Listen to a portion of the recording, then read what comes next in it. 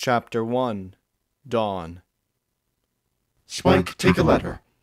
The purple-scaled dragon retrieved a quill and a roll of parchment from a nearby bookcase and gazed up at the second floor from which Twilight was looking down at him, her front hooves on the balcony. Dear Princess Celestia, I've learned a very important lesson today. Spike wrote furiously, trying to keep pace with the lavender unicorn's quick mouth. I've learned that if I kill a pony, then I should separate myself from my friends and go insane. Spike's claws stopped in the middle of transcribing the sentence, and although he wanted to look at Twilight in disbelief, he was overcome with a sense of utter terror, a sense that was digging into the very core of his being that stopped him from lifting his head. He forced himself to look at Twilight and immediately regretted it, jumping back with a scream. Twilight's eyes had transformed into horrible black pits, and her irises had become so small he wouldn't have been able to spot them if they weren't completely white and set against piercing blackness. She was sporting a horrible smile that couldn't fit on her face. Her cheeks had been split open from the corners of her mouth to the bottom of her ears. Blood poured from every orifice, and the soulless eyes were directed straight at Spike, freezing him to the spot with a fear that chilled his body to his very soul. Her mouth opened much wider than it should have, her torn cheeks giving it the ability to stretch beyond normal equine anatomy. Her voice had dropped to an octave Spike had never heard before, and he could only shake as the pony, whom he considered his big sister, spoke in her new demonic voice. Spike, why aren't you writing this down? You're my #1 assistant, and what kind of assistant doesn't take a letter? As she spoke, her head had begun to lean to the right, but as it reached what should have been its anatomical limit, it nonetheless continued to bend. There came horrible snapping sounds, and her head was completely upside down. Spike realized with repulsion that it was still going, and it finally came to a rest in the position it had started from, though there were subtle differences now, like how the skin was twisting its way around her neck. Well, Spike, what do you have to say? He gave a small yelp, having completely forgotten that Twilight had asked him a question, as he was too busy watching her head complete its horrendous rotation. He sputtered, trying to get something out, but the fear that had encased his body in ice had reduced his thought processes to virtually nothing. Twilight slowly walked to the top of the stairs, maintaining eye contact with Spike the entire time. As she descended, the candles that lit the interior of the library went out, leaving Spike surrounded by a pitch blackness that was only matched by the eyes of the monstrosity slowly approaching him.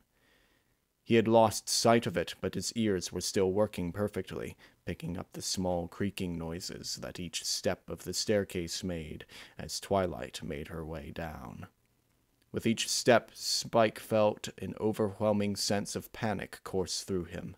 Twilight reached the bottom of the stairs and started to lumber her way toward Spike, the baby dragon trembling so much it was a wonder that he was still standing. Out of the darkness came Twilight's face, so close to Spike that their noses were touching. Unable to look away from her eyes, Spike stared into an abyss that ate away at him every second he looked into it. Come join me, Spike. Insanity, not ignorance, is bliss. You just need to give in to the madness. Spike could feel himself slipping away from the library, away from the horror staring at him. But what was waiting for him on the other side? I miss you, Spike. Do you miss me? Spike's vision was blurring, and Twilight's face was becoming a swirling mass of purple, black, and red. You miss Rarity, too, don't you? If you give in, Spike. There was nothing but darkness. You may just see her again. Spike awoke, screaming and thrashing, the hay underneath him drenched in sweat. He gasped, trying to catch his ragged breath. The image of the black holes that passed for Twilight's eyes were burned into his mind, and he knew it would be a long time before he would forget them. "Spike! You okay, Sugar Cube?" He heard Applejack's frantic voice cry out for him, and a few seconds later the door of the barn burst open. Applejack was missing her trademark hat, and there were heavy bags under her eyes. Behind her, the first rays of Celestia's sun were gradually replacing the darkness of Luna's night. Spike arose on shaky legs, falling back onto the wall for support before answering Applejack. I'm fine. It was just another nightmare. The cow pony had a worried expression and a slight frown as she walked up to the disjointed dragon, wrapping him in a motherly embrace. Hush now, it's all right, Spike. It was just a dream. It can't hurt you. If Spike's shivering body was any indication, he either didn't believe her, or the dream was so horrible that no words could possibly calm him. The sun rose slowly as they held the embrace, and Spike eventually stopped shaking, yet still he held strong to Applejack. You want to talk it out? He viciously shook his head. That's fine. You don't have to if you don't want to. The silence held for a minute more, until a bell rang out from the Apple family house. Come on. I'm sure Granny Smith's cooked up something real good. Spike said nothing, instead opting to make his way to the house, leaving Applejack in the barn. Nearly a year since Spike came to call Sweet Apple Acres his home, Applejack still worried about how he was adjusting to his new life. The way he always awoke from his sleep in hysterical fits of yelling could have taken the place of a rooster. He had woken her so many times, she wondered whether or not he had gotten a single good night's sleep since moving to the farm. Thinking back on the restless nights she had spent twisting and turning in her own bed, she guessed not. Her thoughts began to drift away from the breakfast no doubt awaiting her, and went back to the day her life had been changed forever. Princess Celestia stood on the platform of the train station looking over the 5 friends in front of her, all of them feeling as if a part of themselves had been ripped from them. Celestia's beautiful white coat somehow seemed duller, and there was a look of sadness etched across her face. That was repeated tenfold on the expressions of the 4 ponies. The one dragon's eyes were completely blank, staring off into the bright blue sky that seemed to mock the 6 standing on the platform with its carefree appearance. He hadn't spoken to anyone in days, and any attempt at conversation was met with the same blank look and closed lips. Celestia knew she had to appear strong for the broken friends before her, but her heart had endured much more pain in the past few days than it ever had during her millennia-long rule. The most traumatic experience of her life had been banishing Luna to the moon over 1,000 years ago, and even that now paled in comparison to what had happened to the elements of harmony. Thank you all for coming to see Twilight sparkle off. The 4 ponies shifted uncomfortably, and it was impossible to tell if Spike was listening or not. She will receive the best possible care, and I will personally oversee her treatment. I don't know how long it will take for her to rebuild her psyche, but I will do everything in my power to help her recover. Will we be able to visit her? Rainbow Dash asked, breaking the silence the friends had taken. Her normally brash voice sounded like it was on the verge of breaking. Yes, you may. In fact, that might be the best solution. She's going to need all of your help to pull through this, and if you see her in person, I'm sure it will help her mental state. Celestia turned her attention to the vacant dragon. Spike, I want you to stay here in Ponyville. No reaction. I urge you to visit, but Twilight will also need time alone to heal, and I would be too busy to watch over you if you were to stay in Canterlot. I'm sure that one of your friends would be more than happy to take you into their home. Her eyes shifted nervously to the 4 ponies, hoping one of them would prove her words to be true. Applejack spoke up. Of course we'll take care of him. I'm sure I can find some space around the farm for you, Spike. She looked expectantly at him, trying to give him a reassuring smile, but there was no response. Her head drooped, eyes covered by her hat as she turned back to Celestia. "I'll take him home with me." "Thank you." The train whistled, signaling that it was time for the princess to board. "Please, don't spend too much time worrying about Twilight. As I said, she will need time alone, and so will you, all of you." She walked through the doors of the train and onto the red carpet that decorated the interior of the car. "I'm sorry." She closed the doors, and a few seconds later the train started to move. The five could only watch as the train became smaller and smaller in the distance, taking away their friend and leading her to an uncertain fate. They stood around, unsure what to do with themselves now that Twilight was gone. Eventually they went their separate ways, but not before agreeing to meet back at the same spot in a few days. Although they were all going through pain of their own, they agreed Twilight's pain must have been much worse. The way she had acted at the funeral, causing such a distraction that she had to be escorted back to the library. How she had tried to hang herself the day before. Applejack made her way off the platform with Spike, the dragon complying without argument, without any emotion, really. She had no idea what she was going to do with Spike, or what she was going to do about herself. A few days ago, she had convinced herself that she was just in a terrible nightmare from which she would awaken safely in her bed and would visit the Carousel boutique, finding Rarity occupied with another one of her dress designs. If only it had been that easy. Applejack snapped out of her memory as a particularly bright spot of sun hit her square in the eyes. She shielded herself with a hoof and made her way to the house, catching a whiff of baked apple as she opened the front door. In the kitchen, her 4 family members sat at the dining table. The hearty breakfast of assorted apple confections that sat on the table couldn't mask the crushing plaintiveness that surrounded them. She took a seat next to Spike, and the family began to eat, save Spike. He simply picked at the apple pie in front of him. Applejack sighed and put down the tart she was eating. "Sugar Cube, you gotta eat something. You don't want to go out today on an empty stomach." He stopped poking the apple and turned away from her. "I'm not hungry." "Come on now, a growing dragon like you has to eat. How about this nice little fritter?" She handed him the baked treat, which he violently slapped away. Applejack was surprised by his outburst, and the rest of her family had stopped eating as they watched the purple dragon jump from his chair and run out the front door. Applejack gave chase, leaving the stunned apples behind. "Spike! Spike, please, come back!" She saw a flash of purple head into the barn, and she ran over.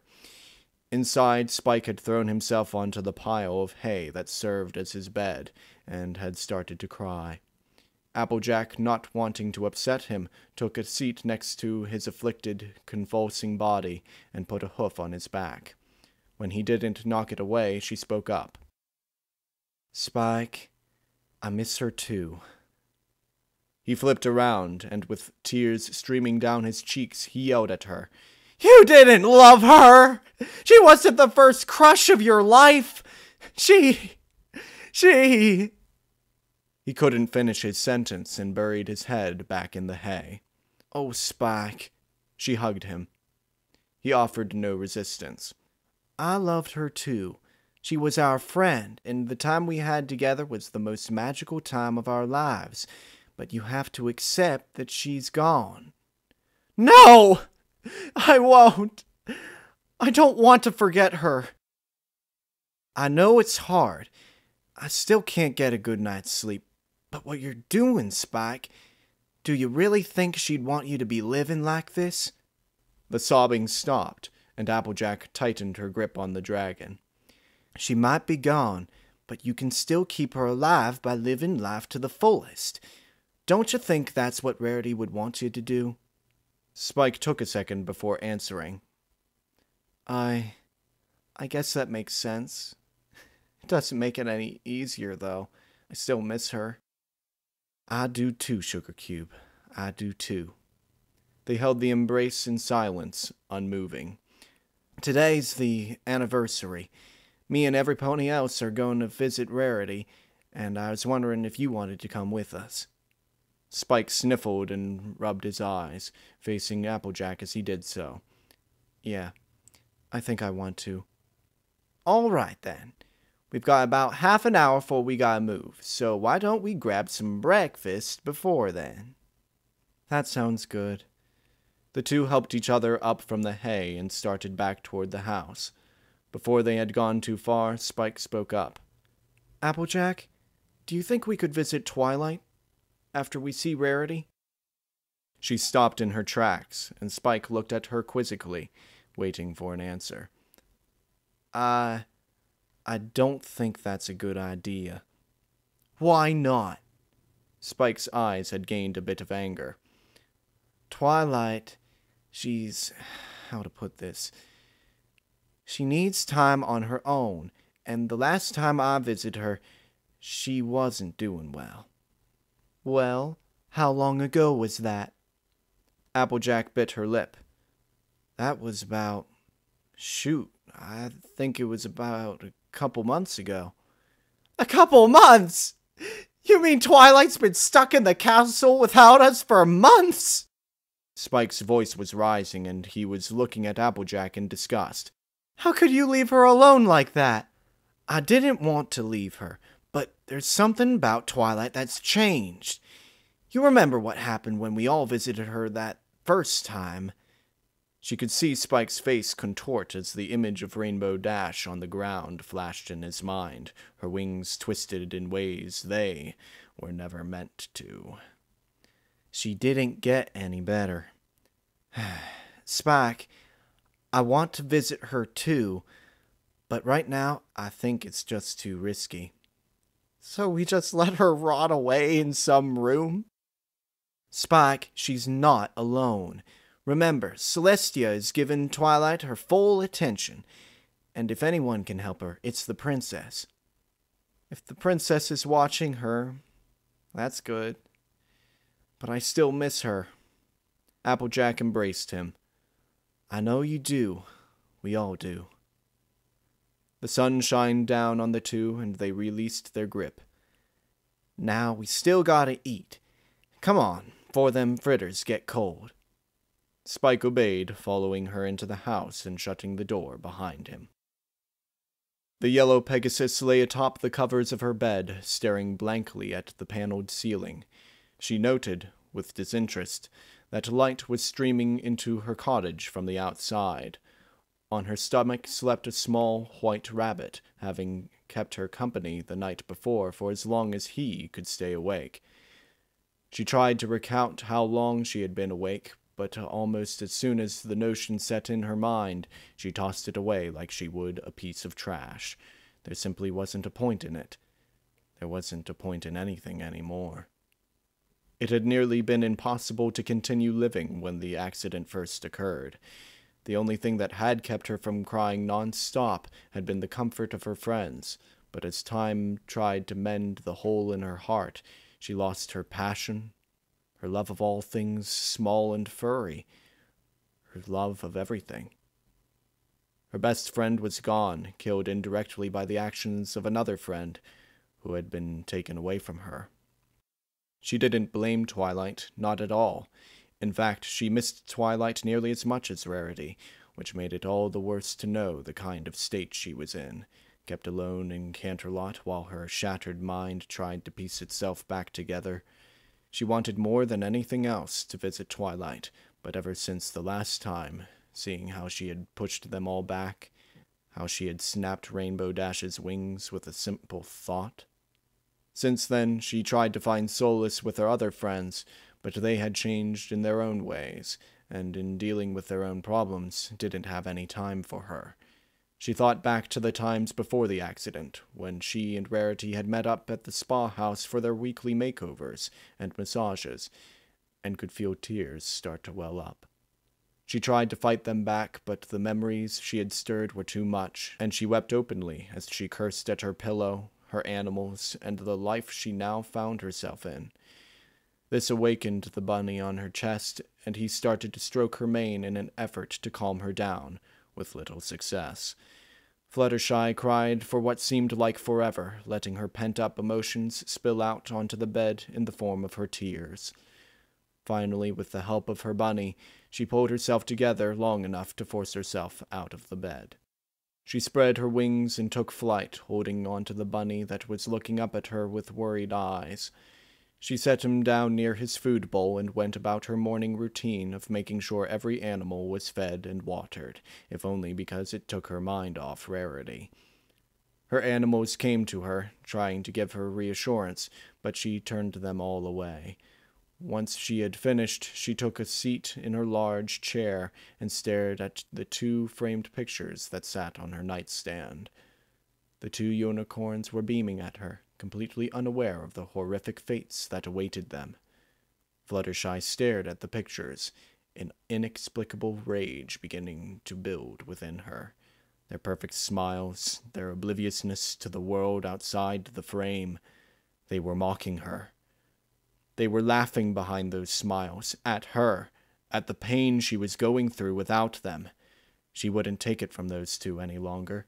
She flew at them like a Pegasus out of hell, sending the nightstand flying as she grabbed the 2 portraits and shoved the stand away. Her brow was burrowing its way into her eyes as she scowled at the 2 ponies taunting at her from within their glass cases. She raised her hoof and chucked the portraits to the floor, the glass smashing as it connected with the hard wood. Fluttershy wasn't done as she started hammering the glass into fine dust, while shouting at the top of her lungs, "Don't smile at me! You're dead, and you're insane!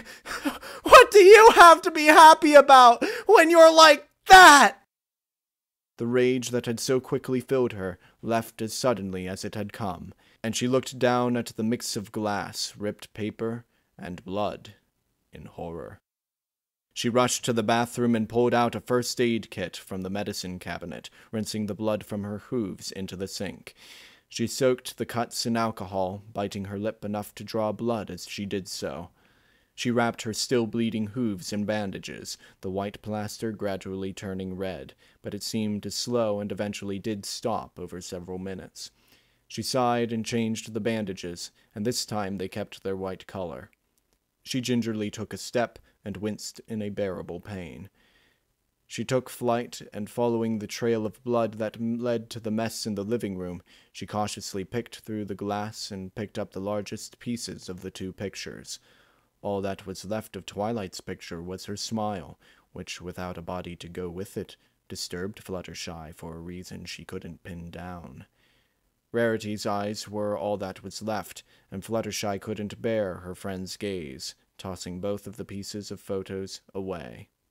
She cleaned the mess as best as she could, but there was no removing the dark red blot that now adorned her carpet.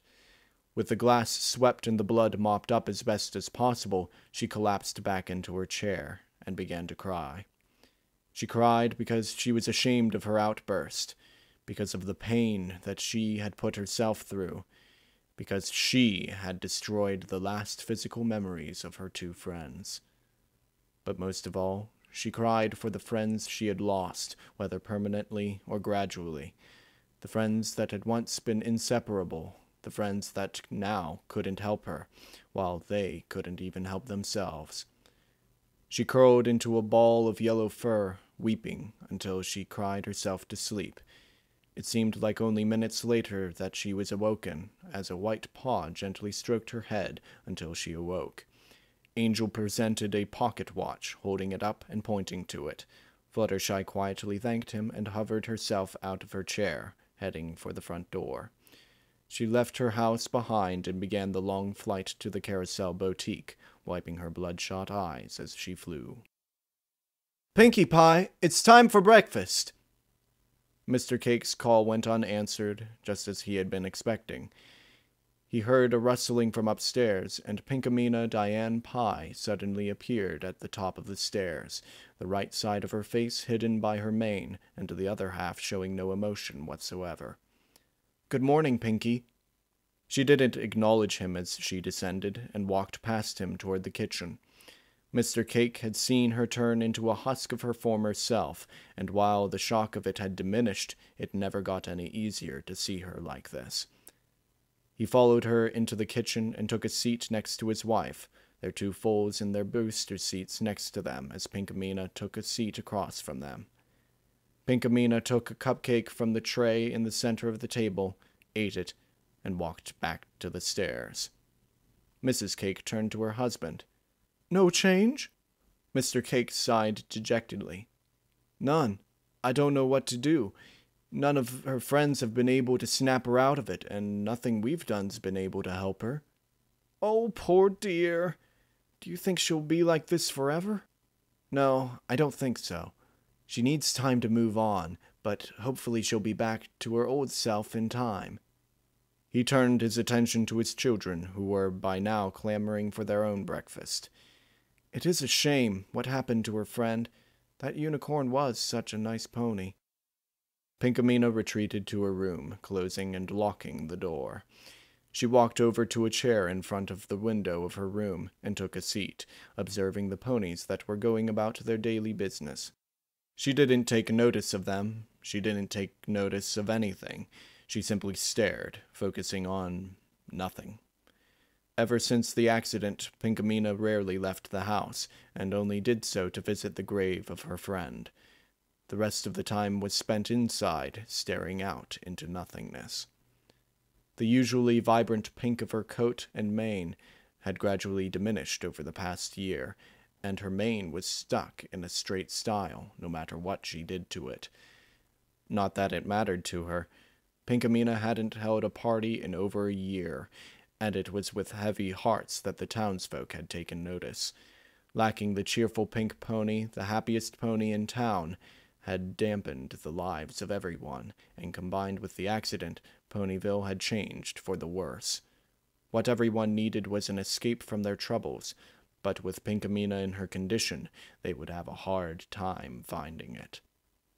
As time passed, Pinkamena didn't move. She simply waited, and waited, and waited. The Cakes called to her, trying everything possible to get her to come down from her room, but like so many times before, they failed. Pinkamena, however, did have a reason for leaving the house today. As the sun reached its apex, she walked away from the window and exited her room. She silently exited the bakery, ignoring the Cakes who watched her with worrying eyes. Heads turned as she made a rare appearance in public, but like the Cakes before, she didn't acknowledge them. She was entirely focused on the boutique that was once her friend's home, and was now her final resting place. Sunlight streamed into a pristine room, broken into a symmetrical pattern by the shades of the window. The spotless hospital room held one bed, which was in contrast with the organized nature of the room. Its covers were wrapped around a Pegasus, who was twisting in her sleep, obviously in discomfort.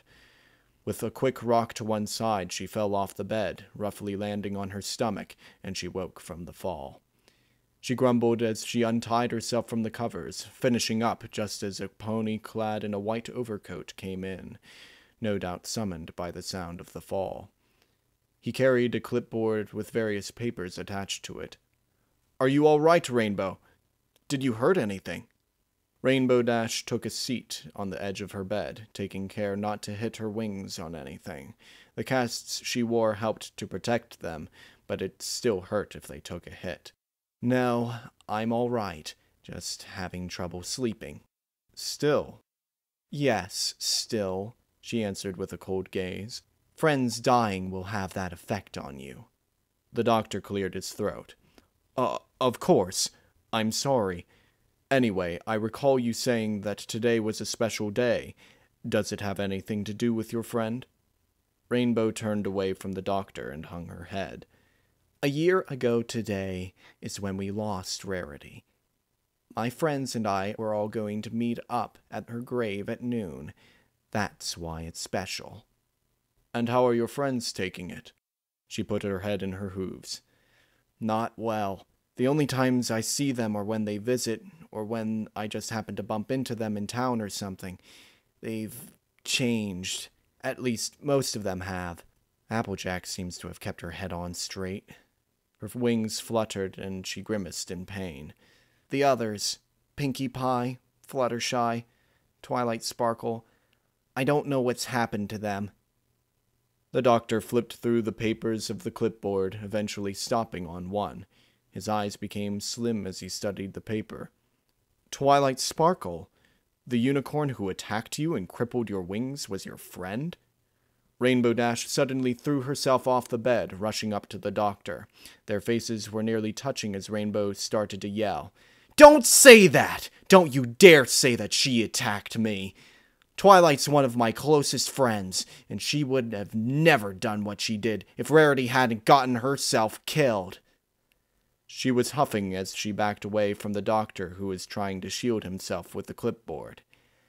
"Sorry. I just don't like people talking about my friends like that." She walked back over to the bed and took a seat again. "Doc, how much longer am I gonna be stuck in this hospital? I've already read the entire Daring Do series twice, and I've been away from my cloud for way too long." "Rainbow Dash, you do realize how badly your wings were injured, right? Even with a full year of recovery, you still have roughly 6 months before those casts can come off. Even then, your flight will never be as efficient as..." He was cut off by a hoof that smashed into the wall next to the bed, and as it withdrew, he could see a sizable hole in the white plaster.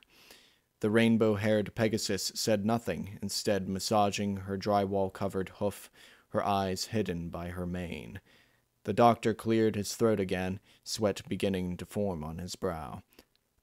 "As I was saying, you won't be able to fly at your peak performance anymore." He flipped to another page on his clipboard. "It says here you were the one who performed a sonic rainboom at the Equestria Flyers competition. I'm sorry to say, but something like that won't be possible once your wings heal." Rainbow merely continued to rub her hoof. "I know. Oh, how I know." Her voice was beginning to crack. "Ever since I was a filly, all I wanted was to become a Wonderbolt. I guess that's out of the window now, huh?" She wiped her eyes and got a hold of herself, determined to not let the doctor see her break down like this. "Damn it, why did this happen? Is it some kind of cruel joke someone's getting off on?" Silence. "I just want things to go back to the way they were." She was silent as she got off the bed and walked to the window, opening the shades and looking at the sun that was now in the middle of the sky. "What time is it?" "Just about noon." "I guess I slept in a bit." She moved away from the window and started toward the door of her room, the doctor flinching as she drew closer. "Sorry about the wall," were her final words to him as she left.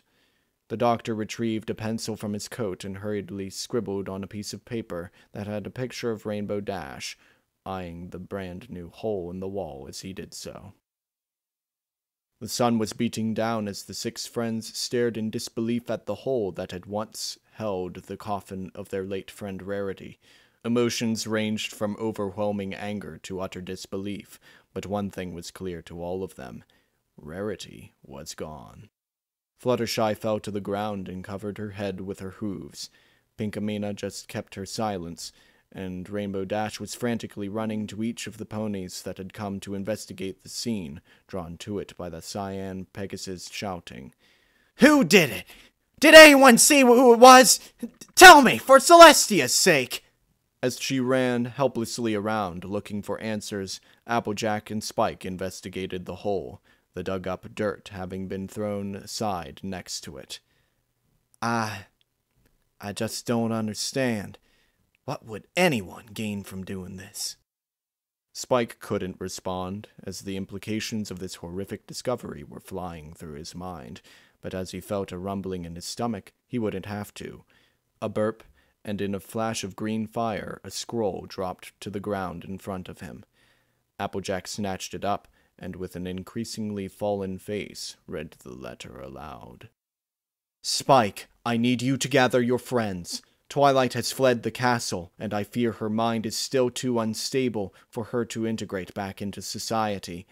I have dispatched my guards, and they are looking for her now, but I urge you and your friends to search for her yourselves.